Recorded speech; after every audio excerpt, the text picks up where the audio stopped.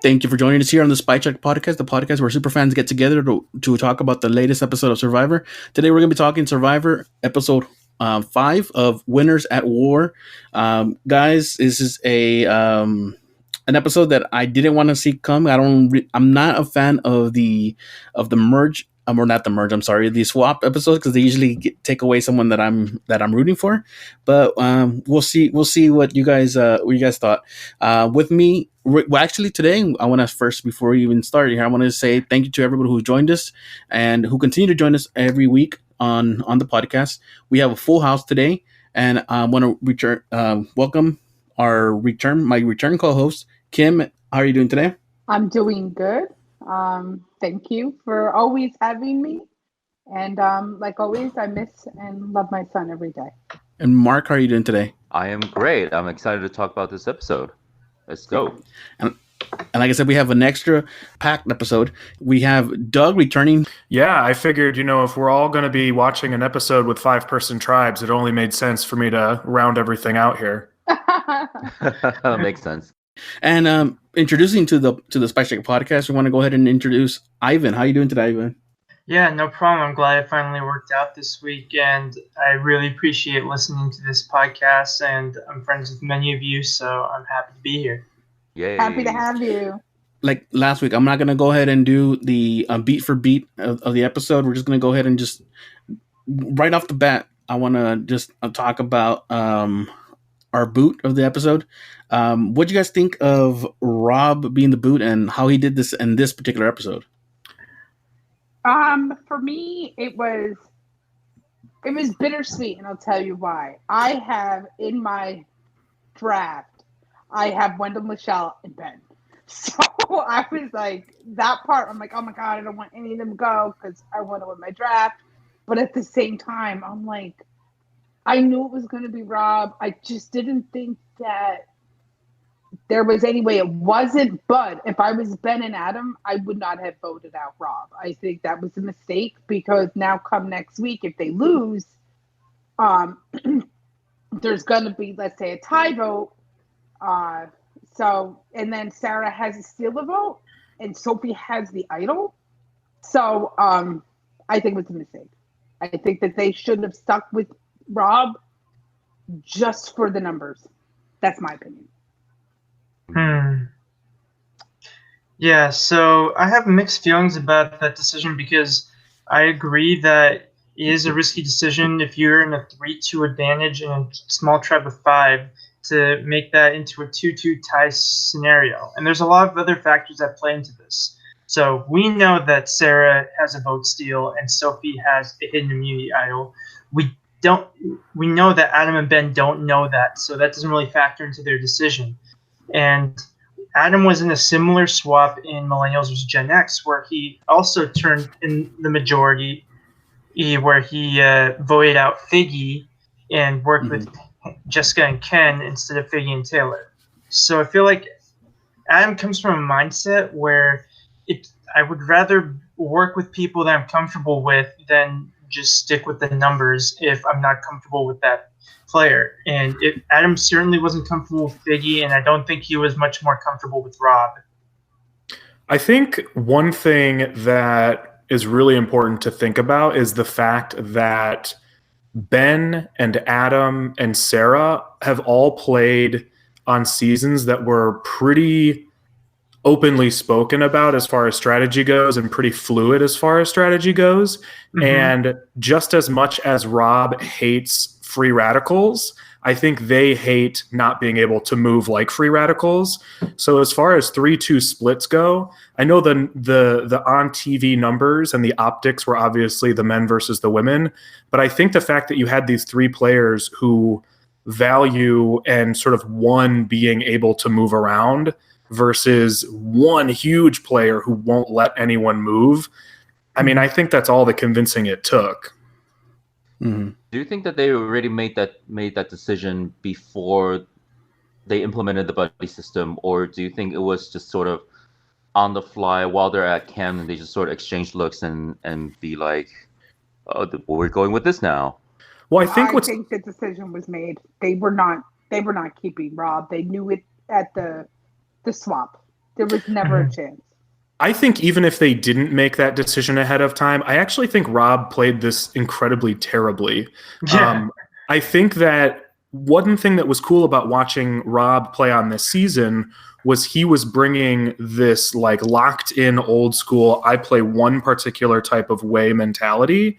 And it was going to go one of two ways. Either he was going to come out on top and he was just simply this unstoppable force and could move around any situation, which could have been the turning out of the bags, could have been the buddy system on steroids, could have been all these sort of intimidation tactics, or it was going to be, Rob, you've allowed yourself to be left behind. And that's what we ended up getting. And I think if they hadn't decided, the fact that he simply wasn't letting them play, that's all it would take for me. You know, you would only need to exchange looks to convince the women that you're with them. One eye roll, you know, towards Rob, I think would be enough for them to be like, oh, okay, it's not the boys. Mm-hmm. Yeah, I think but like I said before, when Adam did his play against Rob, where he tried to feed him information and then kind of play it with the other people, I think that he did the wrong play at that time, but I think Rob did the wrong play this time around. And I said the same. It's for the same reason. He did the right play with the wrong people. I mean, Rob was able to win his season in Redemption Island because he played it with new people. And I feel in that couple episodes ago, if Adam would have done the same thing with newbies, it would have worked out for him. And they just didn't do it in the right situation with the right people.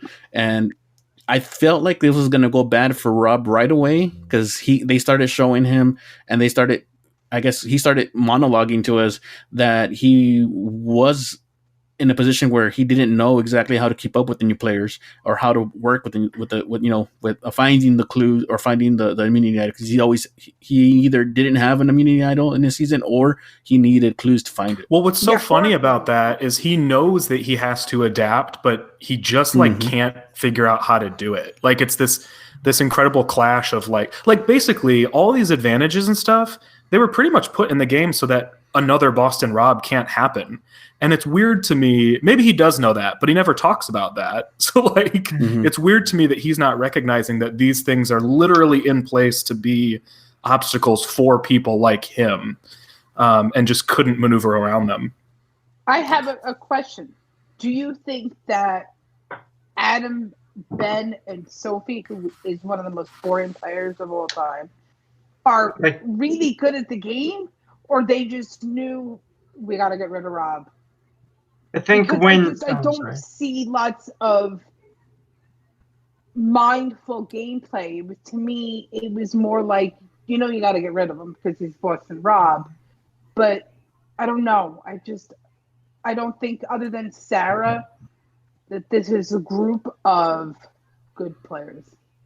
Yes, sorry for interrupting earlier, but no problem. Yeah, so I think that's always the temptation, especially when you're in a tribe swap with just 5 players, knowing that it only takes 2 other people besides you to vote out a Boston Rob versus the 6 people in total that you would have needed to take him out at the beginning of the game. I think that certainly factored into that decision-making process.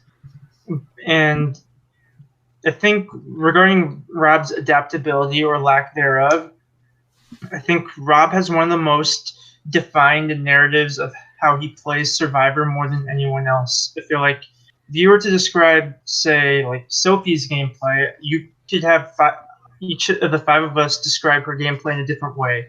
If it was Rob we were describing, we all have the same idea, the mafia boss style, like he's calling the shots sort of way. So that makes it harder for him to adapt because any sort of adaptation can be seen as something suspicious, but at the same time, the way he plays is such a high risk, high reward play style.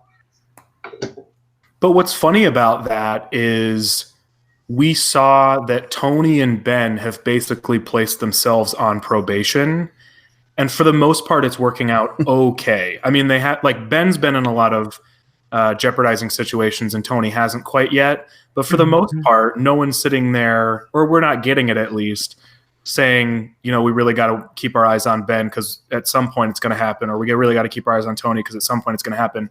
I actually think Rob wasn't somebody you had to get rid of until this episode, or maybe when the bag thing happened. One of those two. If he didn't pull out the Godfather intimidation tactics, I don't know that people would have been like, oh, shoot, yeah, no, we got to get rid of him. I think it would have been sort of the intellectual thing to do. But when you're out there and feeling what's going on and vibing and he's not pushing you, I don't know if he's that, that much of an imminent vote. I have a question for all of you. Is Sarah knows about Sophie's idol. So why not Sarah get together with Rob and Adam, whoever, and flush the idol? So if we wouldn't have saw it coming, and you just get that idol out. Because it's not Rob's plan. I think Sarah knows how to keep people in what's called in her good graces until she needs to cut their throat. If she gets rid of the idol right now and flush it out, and then the ladies turn against each other, that's just gonna be more ammo for the guys to just kind of run them over. So that's not a good plan. Yeah, I think in this situation where Sarah and Sophie, they have to work together for at least this vote to get to a 2-2 situation. And then at that point, who knows what could happen. I view their position similar as in David versus Goliath. Nick and Lyrsa, they went into the swap as allies, and then they're in a 3-2 minority. They stuck together for one vote and took out Natalie.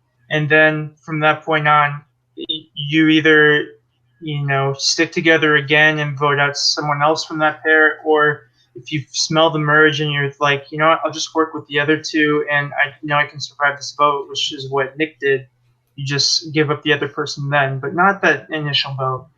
So let's talk about what we saw in the episode. Anything that popped out that you guys want to talk about? Yes. Yoel's story about Jonathan Penner's wife.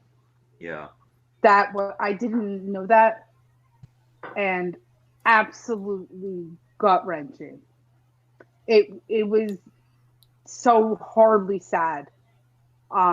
Did any of you know this? I did. I believe it. Yeah, there was something preseason. I forget where it was, but I remember it was Jonathan's wife Stacy that was sick, but I forgot what the condition was called.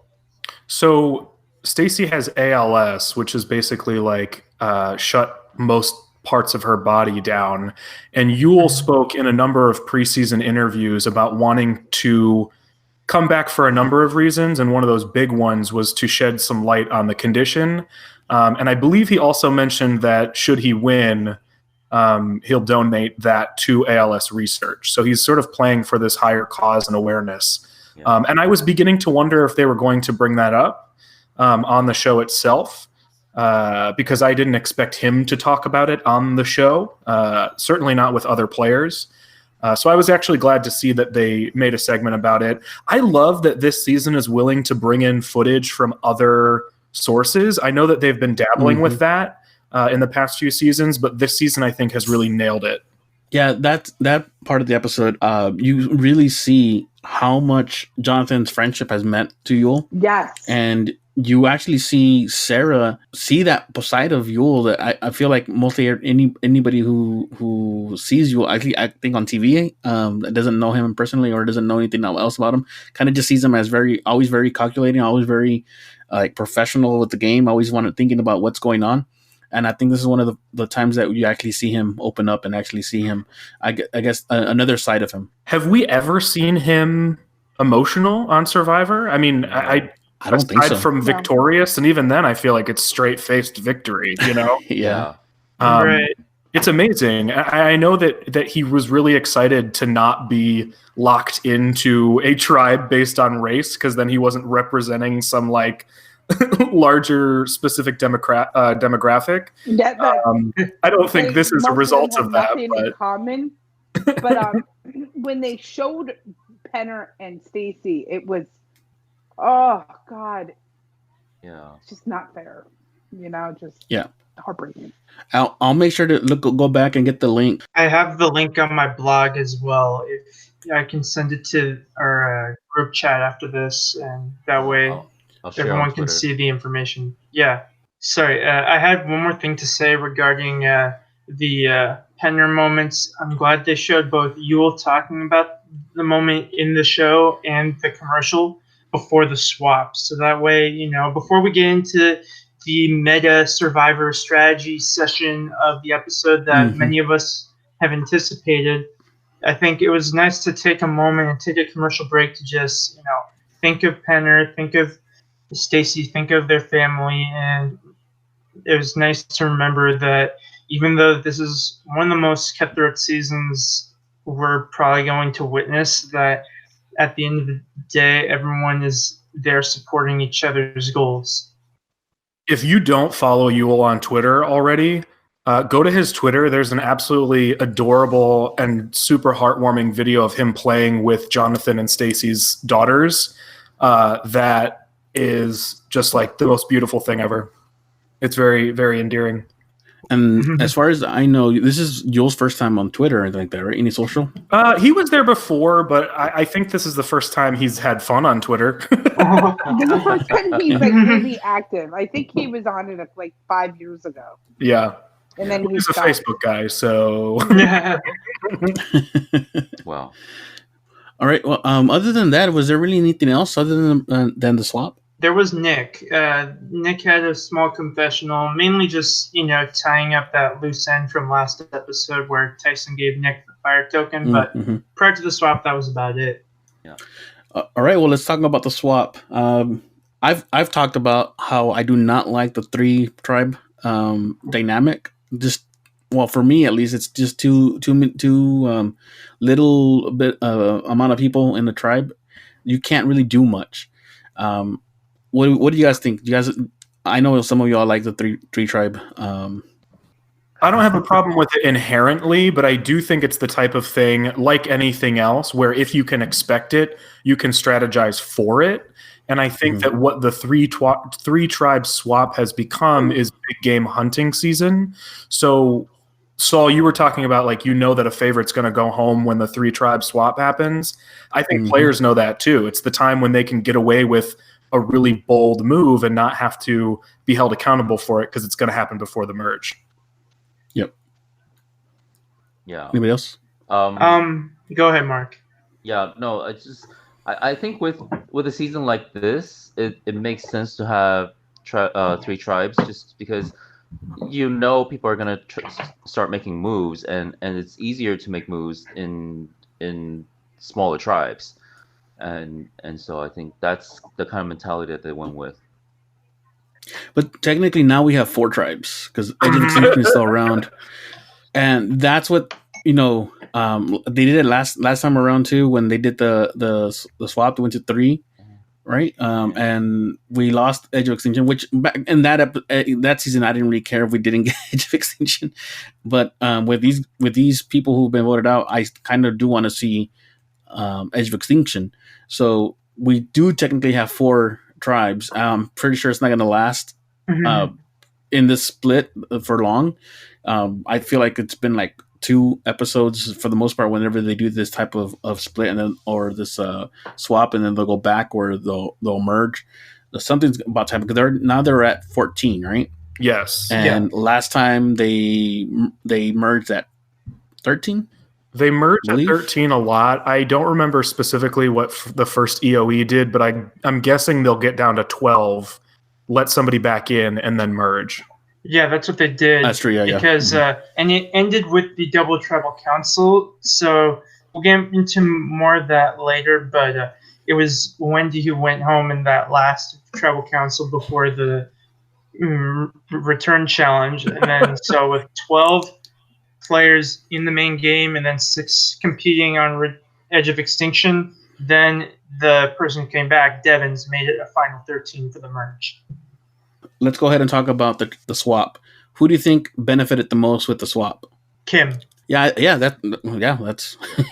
even no need to talk about that because I think the thing is that I feel like she was on the bottom, but I think she I'll before I say anything else, I'll say that she might have been on the bottom, but from what we've seen, she might have done it to herself. I feel like they were willing to work with her, but she kind of isolated herself based on what we saw. I don't know that I'm convinced she was on the bottom as hard as we were sold, though. And I don't know how to articulate it other than their options were basically Kim and Tyson the next time around. And I guess they were worried about Tyson swapping into a great situation, but I feel like Tyson, in a tribe setting, and given where he was, and given the relationships people weren't willing to give him, I feel like you could kind of get him out anytime as long as the merge hasn't happened yet. Kim, I feel like if you leave her alone long enough, I feel like she becomes more dangerous than Tyson. Well, that's what I'm saying. From the optics, it felt like she did it to herself. Like she might have isolated herself, but I didn't feel like she was on the bottom. It was more like her own like thinking of it.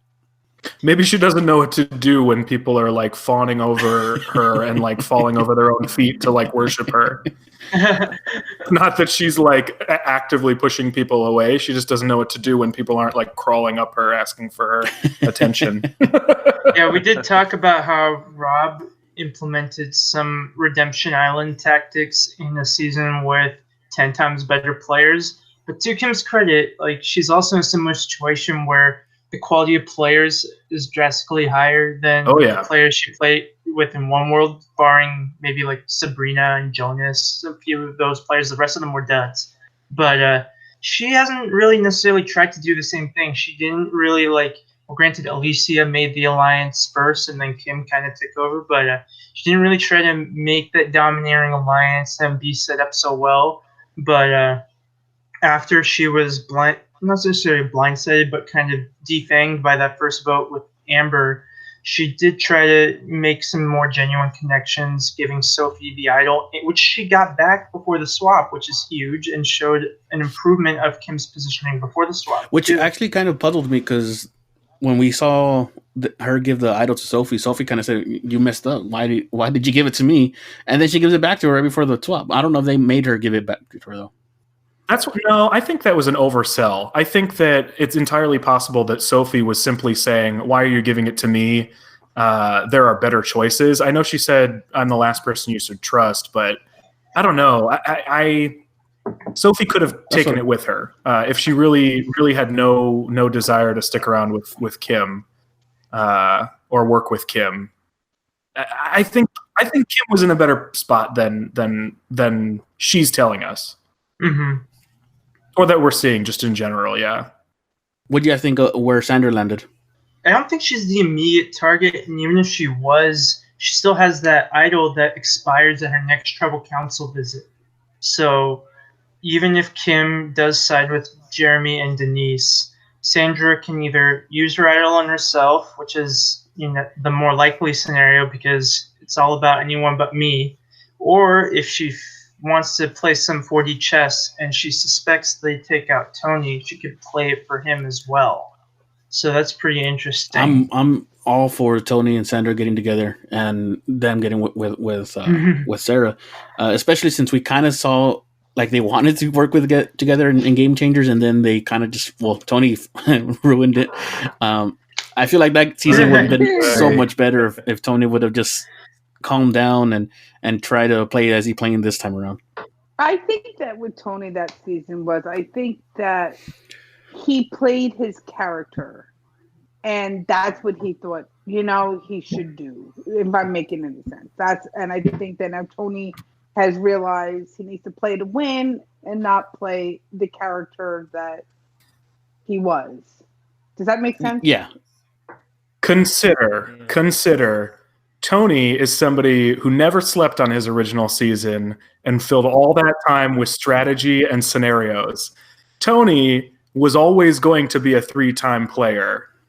Consider Tony tanking his own second game, knowing he would come back a 3rd time no matter what, and putting himself on probation as a result. It's on par, or at least on trajectory, to be one of the greatest 3-season arcs of all time, alongside Jerry and Tyson. You know what I mean? Yeah. It could And be one of also the greatest stories ever told. Tony got real sick his first season. Oh yeah. He had like some like gnarly stomach infection, like parasite. It was something. He definitely got really sick his first season. Something for him and Sandra to bond over. Yeah, he got a little banged up early on in Kagayan, and maybe that's why, like, the only challenge he won, that's individual challenge he won that season, was in very Tony fashion. Who can put the most mud in the bucket by, like, just chilling out, you know? Such a good challenge. So Doug's view of this is that that Tony played the long con on this. I want to believe. Do I believe? I don't know, but I want to believe. Then I'm going to give it that some of both. Some of playing up his character and some of knowing he's going to be asked back. I guess we can talk. Yeah. I would love to know what their stipend is. I would love to know what they're getting paid for this to come back. Oh boy. That is locked up for all time. Yeah. Unless Tyson has anything to say about it. Yeah, that's true. That's our best shot at learning. I bet you they were all offered. There's no way they're giving Nick and Adam the same amount of money. They're giving Rob, Sandra, Tony. I mean, get out of here. I guess we'll have to discuss maybe off because we kind of get off subject, but I lost my thought. I agree with you in the sense that with Adam and Nick, it's great that they are on this season in the sense that, you know, they're super fans and they appreciate being on a season full of winners and that they're good players in their own right. But they're the two youngest males here. Like with them and Wendell, you still have another 5 years, 10 seasons at least where you can get another good season out of them. For players like Sandra and Rob and those players who have made Survivor kind of their life for the past 15 to 20 years and now have families and are settled in, like this is probably their last rodeo, and they do have to, you know, pay a little bit of extra green to assure that, hey, if you want this 40th season to pop, like you bring them over, but give them some incentive. If I didn't go back and check, but I'm sure that the episode where they voted off Tyson, Sandra said she was retiring after the season. Yeah, I mean this is Survivor Endgame. I mean, like the big heavy hitters, they're retiring, and we'll get some carryover. You know, they're old. Jeff, you know, their bodies are tired. I have a quick question. Do you know if Mike or anyone else was asked to return back and said no? I haven't heard anything about Mike, interestingly, because he is active on social media. He, you know, last night he also contributed. He was one of many Survivor alumni who tweeted their support for Penner.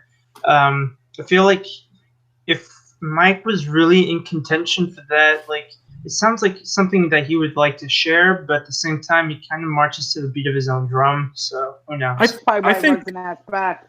I think Mike is probably a guy who's respectful of production, and I suspect that he was in contention but never going to play alongside Ben.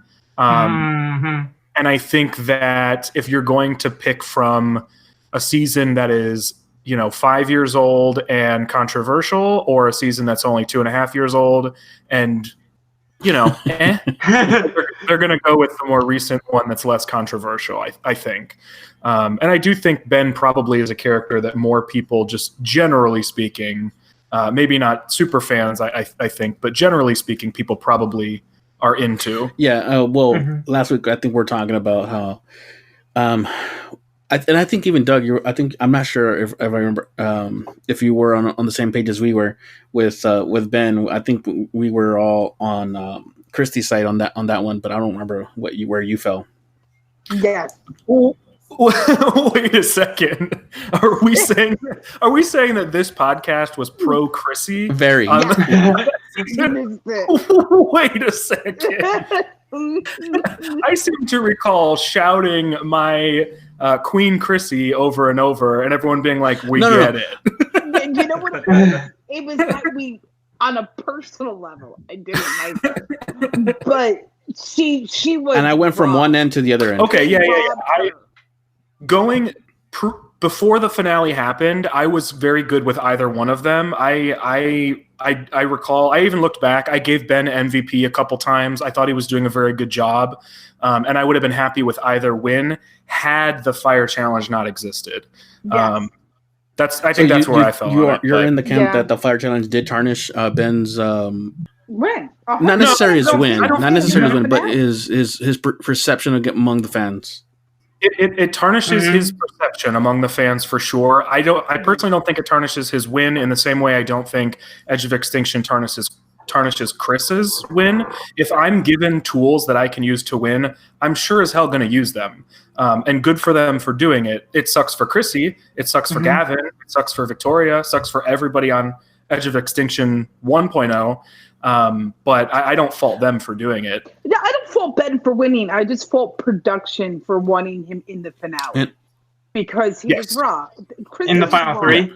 Yes. Because he was in the finale no matter what. Yeah, I think and I brought it up last week where when Boston Rob and Michelle were talking about it, and I feel like they both were kind of hearing it, Rob from Redemption Island, because like we said before, he had a tribe that pretty much just followed his orders all the way, and people have talked about CBS pretty much stacking him with people that they knew that wouldn't go after Rob. But then again, remember, he was with Philip. Philip was really chaotic. And if we are to believe what we saw on TV, Rob and Russell drew for their tribes. I don't think Zapatero would have put up I think with they Rob. would have knocked them out. But I don't think the other team would have liked the way Russell would have treated them either. No, I think both of them would have been screwed if that situation was flipped.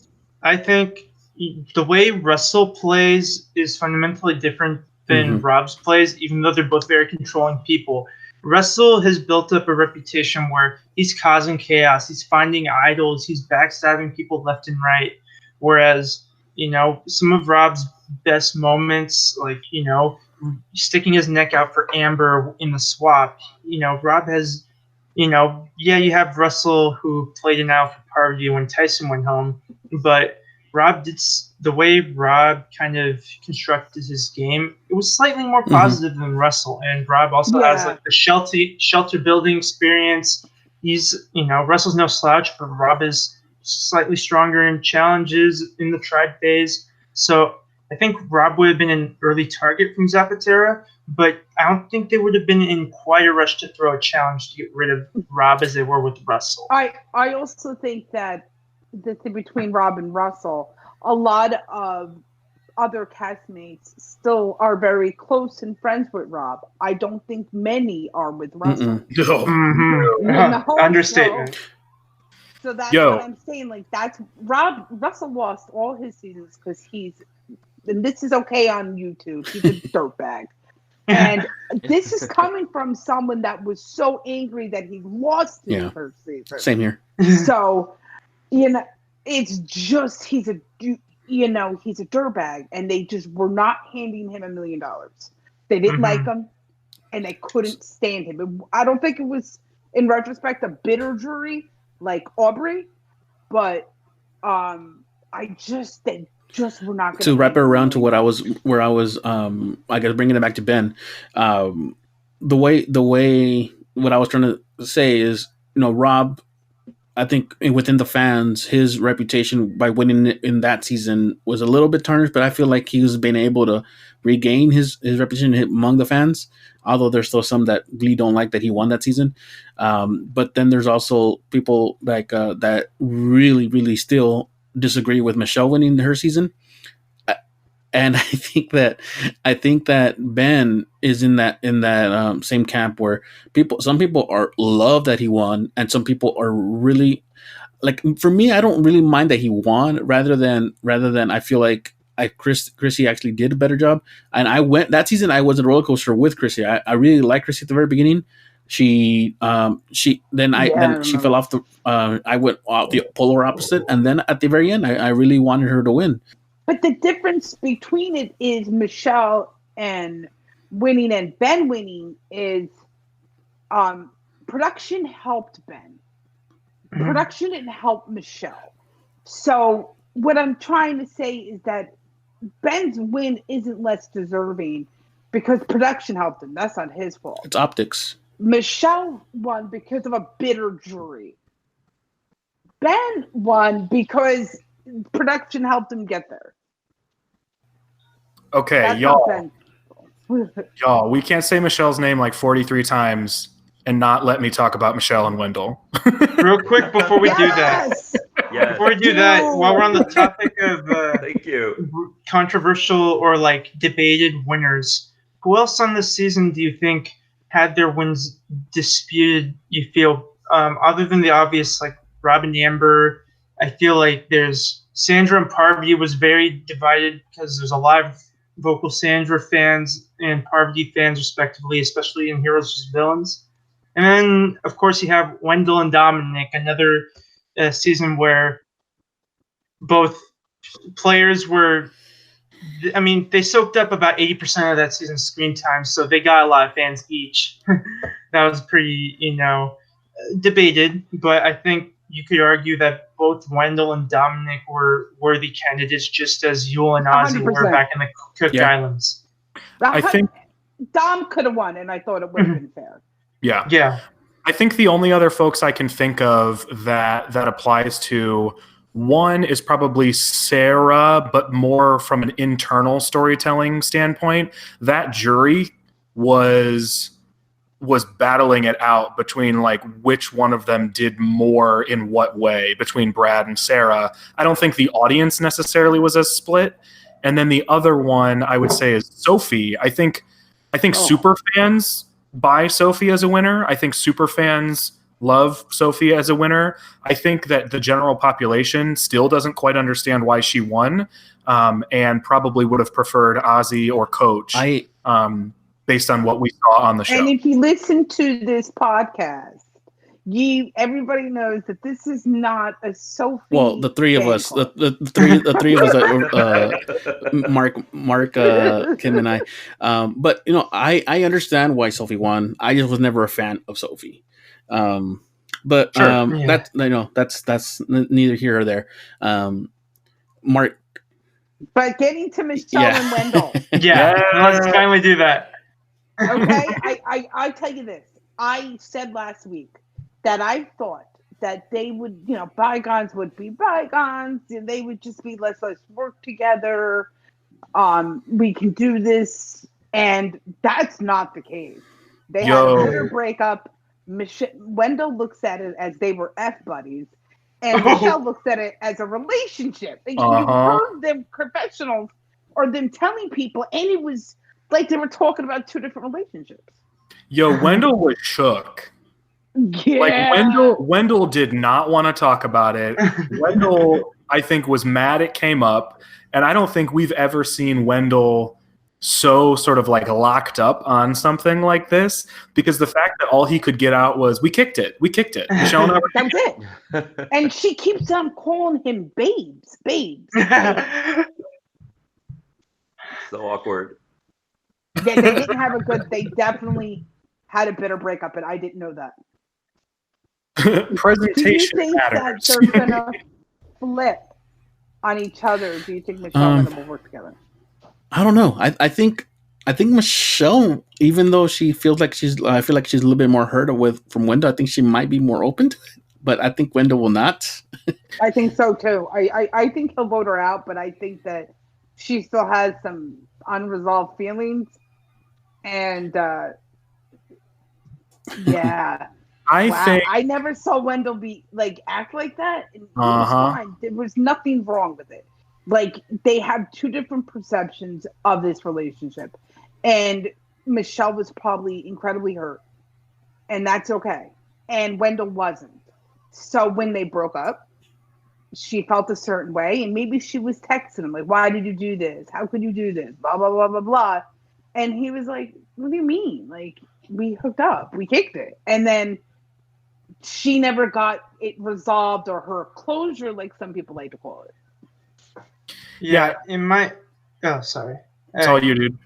Yeah, and in my not so vast dating experience in my 24 years on this planet. I feel like it's normal for when a couple breaks up that both parties walk away with different experiences of what happened, and we just saw that play out on national TV, and it's a difficult situation for both of them to be in. It's a very rare situation on Survivor in any really show that we follow, and I think that both Michelle and Wendell's feelings of this relationship are valid.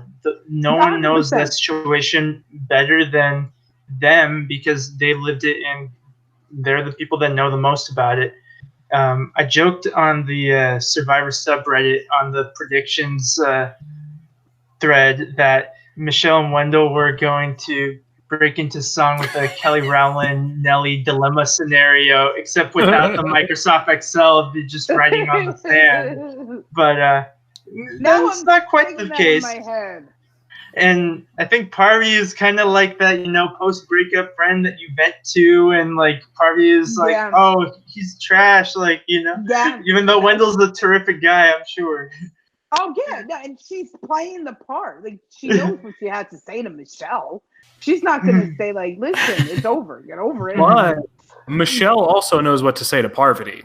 Oh yeah. So I think Michelle might be feeling that, but I think Michelle also knows Parvati's going to respond to that, just like Parvati knows Michelle's going to respond to, basically being girlfriends in this situation, right? Mm-hmm. And I will give Michelle this. Not that I wasn't a fan of her the season she was on. I barely knew she was there. But she is playing the game this season. I'm actively seeing things. So it's not like I'm not seeing anything. I don't see much from other people. I don't think Nick is playing that great, other than telling Poverty I had a crush in high school. Yeah, that's Oh really my cute, gosh. but then you really just aged me. Okay. I I want to get to that, but I also want to. You asked a question about can Wendell and Michelle move forward together, or will they not be able to get over it? I think we can actually look at the games that they played to predict who's more likely to sort of work through it. And I think on Michelle's season, she was able to, or forced to, work with people that were sort of despicable, and did it in the interest of game. Scott. Yeah. And Wendell never really had to do that. So it's coming out in this relationship or ex-relationship where Michelle is like, I don't think Wendell's going to be able to look past it, but I can look past it. I can work with him. Well, of course you can. You've worked against your own personal interests before. And then Wendell can't seem to get over it, which again is perfect or is not perfect, but totally expected based on him and Dom basically getting everything they ever wanted in their game. But here's my question. I mean, Wendell and Michelle had to know at one point they were going to be trapped on an island, either at a merge or over on edge of extinction. So either way, they were going to be stuck on that island. I mean, here's the thing. Did they know before the show started? Were they going to be on, I think so little we know about what they knew. I think they probably could have expected to see each other. I think just like Ivan was saying, as far as like they walk away with their own sort of truth about it, I think Michelle probably was like, well, that's fine. We can work together. I can get over it. This is a game for $1 million. I think Wendell, and I could be wrong because this is more of a stretch, I think Wendell probably walked into this being like, this won't come up. This won't that's be what I was part going of to say, the is that he felt more ticked off than anything, is that it was actually being talked about rather than them being together on the same tribe. Yeah, I wanted to downplay that relationship and downplay it was literally just a hookup in his eyes, and I can't imagine being Michelle and watching that last week or last night because it meant more to her. Something, and you can see it, and so it has to be hurtful to hear that. And again, Wendell's not wrong. That's what he interpreted it. So he's not wrong. I'm not saying he's a bad guy because I really don't think he's a bad guy. I just think that it just had to hurt. It was like, I think something with them too. I think they ended up patching things up because of Twitter. I feel like when they showed the preview last time, where he goes, "I can't believe I'm stranded on," or I forgot whatever she says, right, with my ex-boyfriend. Wendell actually just tweeted out Yelp, and I feel like if he was still very upset about it or whatever, he would not have done that. Okay, here's the thing though, like they're not stuck on an island together and they live, in separate states. So like it's so much easier for them to vibe when they're not confronted with each other, which is good. That's probably healthy for them. But it also can't be, because we gotta go with, we've all been in relationships, we've all been broken up with someone, and we don't ever see them again. Or so to speak, you're not forced to be connected. In some ways, even not on the island, there's that forced connection. Yeah, I think that they're never gonna not know. The thing is, I don't know things about my ex. The thing is that if you're in the Survivor community and you're dating someone else from the Survivor community and you break up, you're still going to be connected somehow, some way. If you're still talking within the Survivor community, if you kind of if you put yourself out there where you're not going to be part of the community anymore, then you don't have to worry about that. But in this case, they still both are really active. I think the people who end up on Survivor and end up on Survivor twice and can put up with that and put up with production and put up with, like being made into a television character, I think they can handle it. This is a job for them. They can work it out. Yeah, Kim, you're the resident Jersey expert, right? How far is like Jersey from like Philadelphia? About an hour and a half, 2 hours. Okay, that's pretty reasonable. It's not very far. My daughter was actually going to see Billie Eilish tomorrow until the concert was canceled, so it's not that far. Yeah, it's similar to, it was more of an hour for me when I was in the San Francisco Bay Area and my girlfriend was still finishing up at UC Davis, but now that I'm in San Diego, it's a bit more of a distance between Philly to Jersey.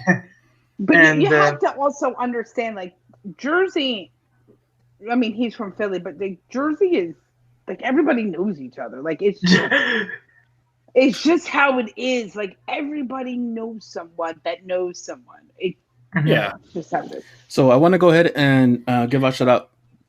Get to try.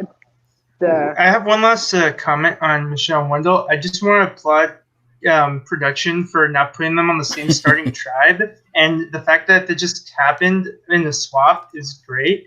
If this was Australian Survivor, it would have been on the same starting tribe. That's all I'll say. I haven't watched this week's episodes, the last 3 that came out, but you got to look. I love Australian Survivor, but there's 2 things that kind of bug me. They continue to put people. This season is a little bit different because it's all stars, but I feel like if they know each other, they end up being in the same tribe. And this season, I feel like they should have separated some of those people that were already working together from previous seasons a little bit differently. And the other thing is, I feel like Jonathan kind of does it on purpose and blows people's game up and kind of instigates things. Yeah, but I still love it. I still need to catch up this week, but I wanted to go ahead and give it a shout out. I said I would. Last week, Jody Hart had said she was Team Ben. I did kind of ask her if she was talking about as far as this season in general or what we talked about last week, the week before with Ben and Chrissy. She didn't reply to that, but I'll be more than happy to hear what you think. And another thing that person that actually communicated with us was Sunshine Breeze. She actually was talking about a couple of things that we brought up here. She Sunshine Breeze. I'm not actually. I said she, but I don't know if it's a he or her. Said that Wendell dated Michelle because we asked last week when they dated. They dated right after Ghost Island. Let's see what else. The Sunshine Breeze says winner pick is Yule, and I kind of feel like if Yule does make it to the end, there's no doubt that he's going to end up winning. I think everybody knows what he's going to be playing for at that time, at that point. It'd be kind of hard not to vote for him, right? I actually hope he doesn't bring it up. I love that he's playing. I love that he's playing for that. I love that that's what he wants to do with it. I also and this isn't to detract from what he's doing. Not everybody's playing for that. Some people are simply playing for like their families. Yeah. So and I think that's also okay. People, but I don't think that will play a factor in anyone's vote. It'd be different if it was Penner, okay? But sure. I don't think that wouldn't factor me. What I don't want though, like that type of gameplay. I don't like when people do it. I just don't want the community reaction that we got from Jeremy and Adam.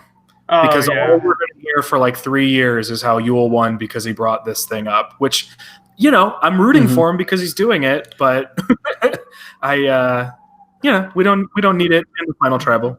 This would be different. This would be different because Yule's already talking about it now. He's not like saving it for if he gets to final tribal council, whereas Adam, he told one person, Jay, before final tribal council, and Jeremy didn't tell anybody. Not that that makes a difference in my eyes for the validity of their wins. Those are very personal topics, and they have a right to tell people or not tell people whenever they want. And if they felt like sharing at final tribal council, that's great too.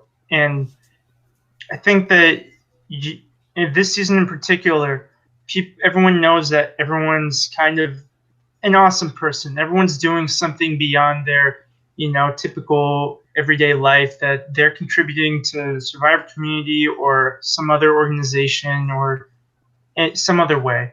So I feel like it won't come down to that. If anything, like worst case scenario, I see it happening. It could be the difference between like a 12-5 vote and a 14-3 vote. Just thinking about how ridiculous the jury is going to be, but I don't determine the win. I should clarify. I don't think it's going to affect the jury at all. I think the only thing it affects is the perception of the game and the performance. Well, I don't think he brought it up here. Right. I think he talked about it because he kind of got probed into talking about it. I think also there we actually see, at least in the audience perspective, we see a little bit more growth out of Sarah because she followed him and said, "Do you want a hug?" Whereas before, I don't think we would have seen that. Like in Game Changers, we didn't see any of that. She's looking very good on this season, and I'm sure there are so many people who are upset about it. Since the very beginning, I said I am Team Sarah. My wife and I are Team Sarah, and she was. And I don't know if you remember my draft.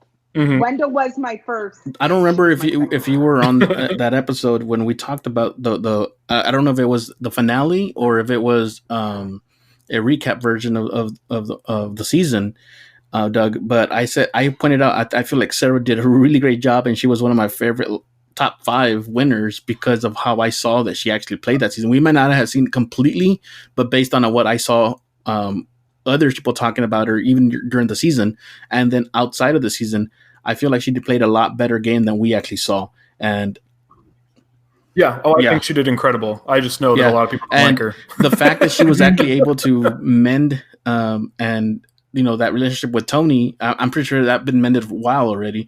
But that she's actually able to work with Tony and that she's working with Sandra, so much better for me for her to keep going. I feel like she can keep going, and I hope that she can pull it off. If Sandra makes the merge, I think that this is a successful season for her. Like, she had very little business even surviving that first vote. Like, you had Amber being a threat with her husband. You had Tyson, who's a triple threat. You had Tony and Sarah, who are options to take out early.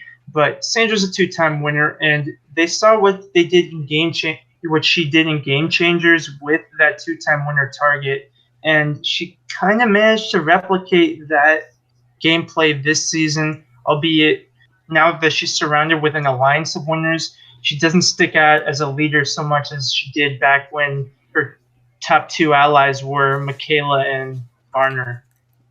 The thing is, right now, nobody's actively targeting Sandra. Like, the only person that was targeting her is on extinction right now. Tyson. So yeah, exactly. So right now she's sitting pretty. I think she'll make the merge like easy. And now that she has that idol that will be certainly played if she goes to the next tribal council because it expires. Are we going to talk about what's it called at all? The what? The challenge? The challenge? Not really, I guess, because to me, it was modern Survivor's greatest hit. You had an obstacle course, you had something to throw at, and then you had a puzzle. Does that puzzle have a name? I don't know, but I recognized it because it was a part of some memorable challenges, like when Laura and Tina teamed up against Vetus, and when Edna, she almost beat Ozzy on that puzzle on Redemption Island in South Pacific. It was a pretty interesting duel. I want that puzzle. I need to know what I'm not sure. I know I've seen it lots of times. I think I've seen it even in Australian Survivor. But I don't know. I mean, yeah, it seems it's a great puzzle. And Sandra's decent at the puzzles. We got to give her that. Yeah, absolutely. You got to give her that. You know what? Like, I know she's not great physically or anything like that, but she's good at those puzzles. So I think I remember early on, I'm thinking that. And I love Sandra, by the way. I don't mean it as an insult. I think early on, you got to give her I think early on, I felt like the people who were best at puzzles were people who were considered villains, and now it's more. it's not so much. I think it's evened out. And I don't know if it was just a perception of the way I saw it back in the day. Because I remember even thinking that even though I really liked Boston Rob, I felt like he was kind of villainous. Or he was not kind of. He was a little bit more than just a little bit. And of course, Sandra was put on the villains tribe, even though I don't think she was villainous. I think she just spoke her mind. But they were both really good at puzzles. And now I feel like there's a big there's not that big a distinction between who can do puzzles and who can, as far as what side of the spectrum they fall on. Are you saying Christian Hubicki? Well, I'm saying it's no longer the case.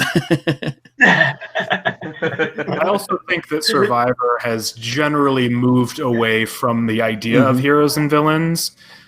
I think Tyson is the only person on this season that they even, like maybe Rob a little bit with this last episode, but they haven't even really tried to generate any villains out of these players, and I don't think they have for a very long time. I don't think they will anymore. I think they'll generally avoid it unless somebody comes in like a Tyson, or a Russell, or somebody who's kind of there to be that. I don't think they're going to make someone a villain. Right, like who are the villains of the 30s? Joe Mena, Dominic Abate, I don't feel like Dominic is a villain. Yeah, I feel like he was. Exactly. I think they would have a really hard time doing a heroes versus villains too, because they don't have strong villain narratives. I feel like they had to do like a rivalries episode or a season with Dominic and what's his name, Chris. Chris Noble. I think Chris was more of a villain than anybody else in that season. I mean, Dominic has so many villains. I mean, not villains, rivals from that season. Chris Noble, Bradley Cleage, Kellen Bechtel, like all of them want a piece of him. Let's go ahead and go to MVP, and I'll go down the line here. Kim, who was your MVP of the season? Of the episode? I always know what you mean, Sarah. Mark? Yeah, I'm gonna agree with Sarah. Doug? This season has made it so hard to give MVPs because I don't feel like they're giving us enough info for a lot of what's been happening.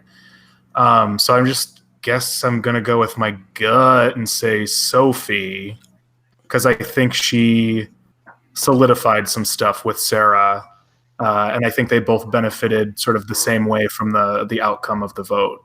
Ivan? Yeah, so in my blog, I kind of copped out and I gave co-MVPs to Sarah and Sophie because both of them contributed very equally to getting themselves out of this hole, and neither of them had to play their advantage. So there's very little split with. But if I had to pick one, I'll give it to Sophie because we know Sarah can adapt in these tricky situations, whereas Sophie played in a season where the alliances were very rigidly defined, like both pre-merge and post-merge. Very little changed throughout the season, and Sophie managed to keep it that way. And there was no swap. So Sophie showed that she has that side of her. Like a lot of people going into the season question, does Sophie know how to handle a swap being down in numbers because she was never in that position before? And I think she gave us her answer. Boston Sophie, you know what I'm saying? She's a Dragon Slayer. She's a Mariano Slayer. And now she's an Idol Slayer too. She's like Mega Man when she takes someone out. She adapts their she gets their power. Love it. Yeah. Probably. Yeah, I mean, I can totally see the split MVP with both Sophie and Sarah. They both used the advantage they found to solidify the alliance with each other, and not having to use either one having to use it was just, and even without being able to technically or quote unquote play the game because they were under lockdown. That they were still able to not use their advantages just shows that they had a leg up on the guys. Can I say, from a narrative standpoint, I really wish that they had to use the steal a vote, because then Rob would have been beaten by the tools that were implemented to stop him. You know what I'm saying? Like he was basically like tried to power through the advantages and didn't try to adapt, and then would have gotten bitten by them. But really, he got outplayed. Did you hear at the very end when Ben's like, the Wicked Witch is gone? Yeah, I think Adam might have called him a Wicked Witch. Yeah, which is also ironic because Rob was on a tribe where they labeled someone else the Wicked Witch, and Big Tom celebrated in a similar fashion. True. It came full circle. and just going back, I think Adam and Ben both made a mistake in voting Rob out.